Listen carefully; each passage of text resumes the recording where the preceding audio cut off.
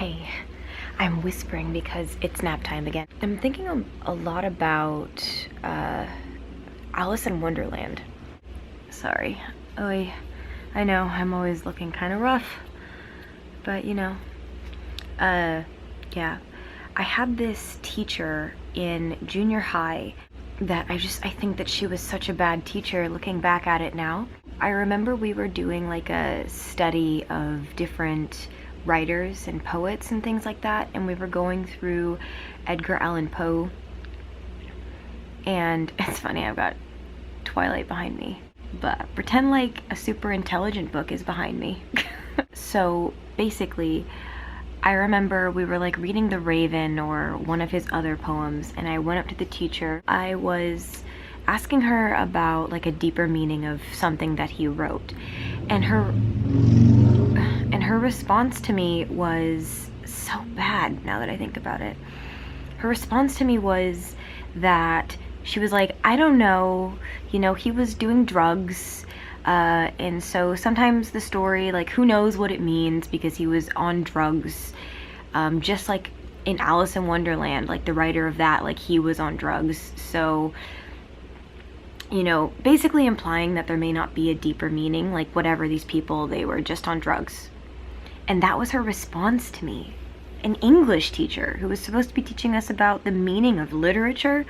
Like, I don't know. I don't know if I accepted that answer, but my kids and I are going through my husband and I are showing the kids different movies, you know how that happens, and right now the kids are in a phase where we're showing them the older Disney movies.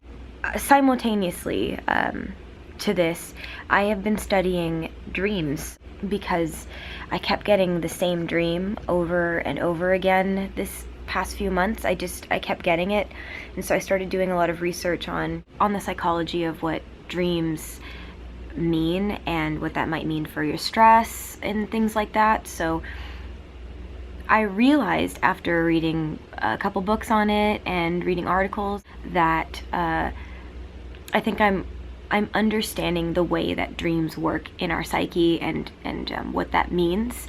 And I was watching Alice in Wonderland, and it hit me. It's not just like a big acid trip, like so many people like to think of it because of how it looks. It looks like a big acid trip, but I realized that this movie speaks in the language of dreams.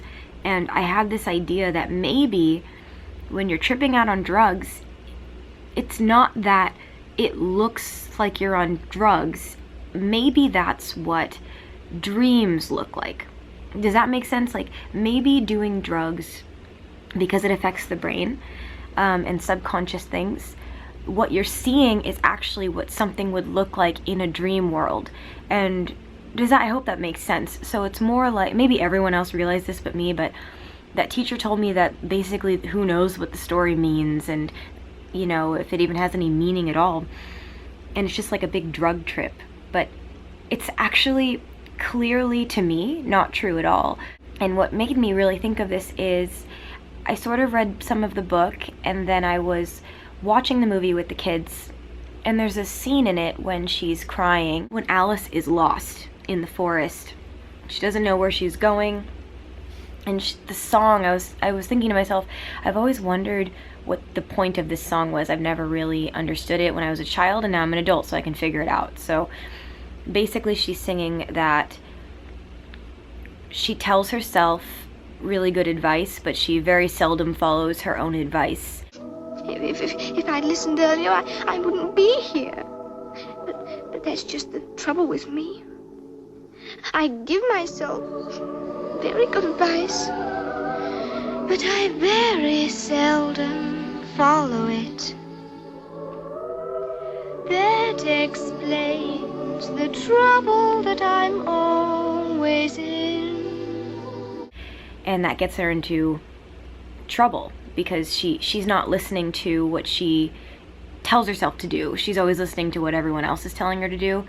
And it's interesting because in dreams, the people in the dreams or the things that happen in the dream can mirror your real life and reveal things about how you feel in your waking life. And so the premise is, this is what I think at like the basic point of the story. There's probably a lot of symbolism in this movie. I'm sure it goes a lot deeper than what I'm about to say, but it starts off with her learning lessons that she finds to be tedious. Will you kindly pay attention to your history lesson? I'm sorry, but how can one possibly pay attention to a book with no pictures in it? She's like friggin' making a flower crown. I'm listening. And even Steigand. In the dream world, she gets into trouble because she's just doing what everyone in that dream world is telling her to do, and she doesn't understand why. So an example, it's like it says drink me, and she's like, well, okay, like maybe I shouldn't, but I'll do it. So she drinks it.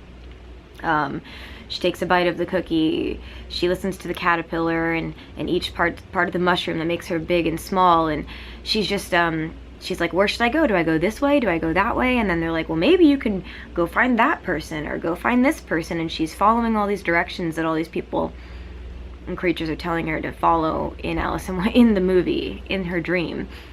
And everyone's crazy. You know, the point is like everyone is mad. Like, what's the point of all this? There comes a part in the story where he asks, you know, the caterpillar says, who are you? And she said, I hardly know, sir. I've changed so many times since this morning, you see. I do not see. Explain yourself. I'm afraid I can't explain myself, sir, because I'm not myself, you know. I do not know. Well, I can't put it any more clearly, for it isn't clear to me. There's also the scene where the Queen of Hearts is talking to her, and she's like, look up, speak nicely, and don't twiddle your fingers. Turn out your toes. Curtsy. Open your mouth a little wider. And always say, yes, your majesty. and I realized that it seems like a cop-out when a movie ends in just being a dream. Like, none of it really happened. It was just a dream. But if you consider the language of dreams, the movie isn't just like, oh, none of it happened, it was a dream. The story is basically saying, like, this is how Alice feels in her real life. Where do you come from, and where are you going? Well, I'm trying to find my way home. Your way? Always here are my ways. Well, yes, I know, but I was just thinking. Curtsy while you're thinking. It saves time. So it's not just a dream. She feels like she has no control as a child in her waking life, and she doesn't understand why she has to do the things she has to do. It all seems crazy and mad, and you know, and she's feeling like repressed in her creativity, and she just has to live this like life controlled by the adults. There's something not good about that. I don't know how to explain that. So I feel like that's something a lot of kids deal with, and I don't know. It seems like, wow, the story finally actually spoke to me. That's something that I felt like, what the heck are we doing? When you're a kid, it's like, why am I doing this? And it's not very clear when you've got bad teachers or a bad living situation. You know what I mean? So I guess the moral of the story is I had a really bad teacher in junior high, and it's just a funny thing I've been thinking about. And also, I think it's kind of a cop-out saying that people who do drugs don't say anything worth listening to. It's kind of dumb.